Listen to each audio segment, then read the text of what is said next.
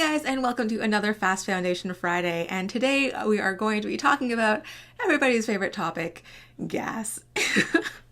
So what causes gas in your system?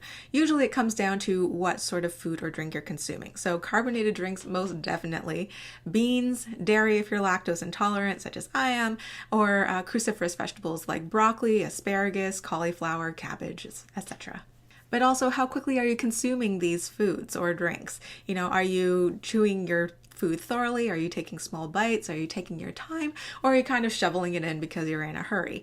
Also, your other behaviors might affect how much air you're swallowing as well. So for instance, if you chew a lot of gum, you might be swallowing a lot of air. If you breathe through your mouth instead of your nose, you might be swallowing more air than usual. And even other factors like how hydrated you are can affect how much air you're swallowing. If you're dehydrated, your saliva might be a little bit thicker and you might be swallowing some air bubbles as you're, just normally clearing your mouth throughout the day. And if you talk a lot and at length, you might also be swallowing more air than usual. It's also a good idea to look at your gut health and how well are you digesting these foods. Your gut flora and the enzymes that you produce can also affect how much gas you're experiencing. So yeah, I understand that gas can be kind of a funny thing to focus on, but if you've ever experienced really bad gas, it's not really a laughing matter. Actually, many years ago, I would say probably 15 years ago, my cousin was hospitalized for what everybody thought was appendicitis, and she was in the hospital for 3 days, and it turns out it was just gas. So yeah, gas in itself can be uncomfortable or even painful at times. And if you're wearing a corset over top of that, you're competing for space inside of your body, and it can make it even more uncomfortable. Corsets work best if you don't have that much stuff competing for space inside of your stomach and intestines, your peritoneal cavity in particular, because these are the hollow membranous organs that can flatten down easily if there's nothing in the way. That can include huge volumes of food, as some of you might experience trying to corset over a full stomach, and that can include gas as well. So if there is less gas in your system, you might be able to cinch down a little bit more. So what can you do to minimize the amount of gas in your system? Well, first of all, you can avoid carbonated drinks. If you absolutely must have carbonated drinks for whatever reason, you can sort of let it bubble on your tongue until it becomes a little bit more flat, at which point you can swallow it. My personal guilty pleasure is sparkling water. So I try not to have any sort of carbonated drinks that have sugar in it or phosphoric acid or even like artificial sweeteners, because artificial sweeteners can sometimes cause gas and bloating as well. So I might just have like plain water, maybe with like a little bit of like natural flavor in it, and it's not going to cause as much damage to my teeth enamel compared to the sugary drinks or very acidic drinks. When I was in university, I lived off a lot of dry beans, and I would use it as a side instead of rice. I would boil them and then mash them up and sort of turn it into something similar to a hummus, except it wasn't made from chickpeas.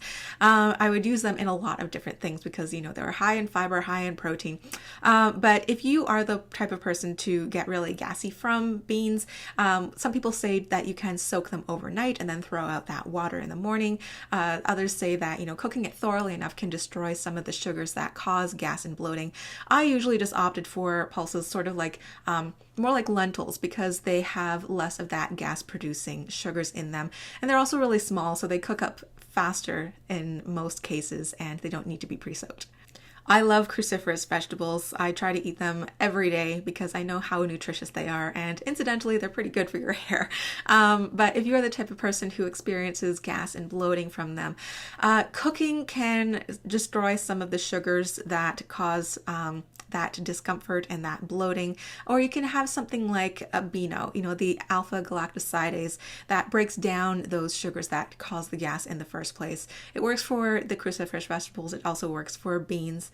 And if you have lactose intolerance, you can take Lactase before you have milk, or you can avoid milk completely if you need to. And you might be able to prevent swallowing so much air if you look at your behavior as well. So, really taking your time with your meals, taking small bites and chewing it thoroughly, keeping more hydrated so that, you're keeping your saliva more thin. I had to make the personal choice to stop chewing gum every day, even though it was kind of a good stress relief for me. I noticed, in addition to making my jaw really sore, I was swallowing a lot of air and it was making my stomach really uncomfortable. So I had to choose not to chew gum every day. I still enjoy it every once in a while, but not when I'm wearing my corset. Also, you can look at your stress level, because when we're stressed out, some people have the tendency to go with their breathing, and that can cause you to swallow some air sometimes.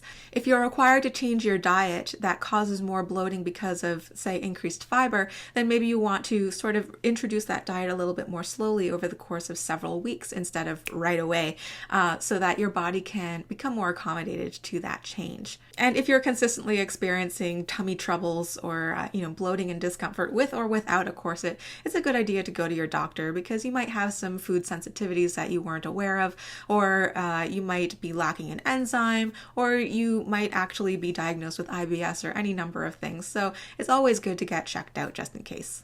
So these are my tips on reducing gas when you're wearing a corset or in general. So I hope you found it useful. And if you have any other tips or tricks that you want to share, feel free to leave a comment down below. And I will see you next week for another video. Bye.